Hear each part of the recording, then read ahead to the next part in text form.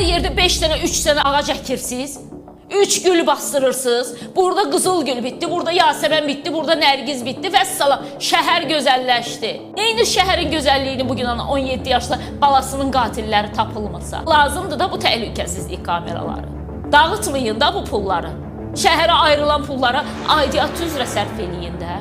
Nə qədər yiyəcəksiniz? Onsuz doymayacaq da, bu doymayacaq ki. O boyda böyük şəhərdə necə olur ki, sizin təhlükəsizlik kameralarınız yoxdur küçələrdə? Mən təbii ki, inanıram Daxili İşlər Nazirliyinin əməkdaşları, bizim polislərimiz tapacaqlar, məhkəməmizdə lazımi cəzanı verəcəklər. Amma bir sualım var. Necə olur ki, yol hərəkəti qaydalarını pozan kimi dərhal SMS gəlir telefonumuza? Çünki kameralar var və 90% yerdə işləyir bu kameralar. Amma bugün Gəncədə bu qatillər kimdir? Faktın üstünü açmaq üçün deyirlər, ərazidə kamera yoxdur. Onsuz da cinayətkarlıq başalıb gedir. Qoyun da bu kameralarda milyonları boş-boş elə yeyirsiniz, sümürürsünüz, üstündən də bir su içirsiniz. Qoyun da xəşləyin bu şəhər üçün xəşləyin də. Gəncə kimi bir şəhərdə.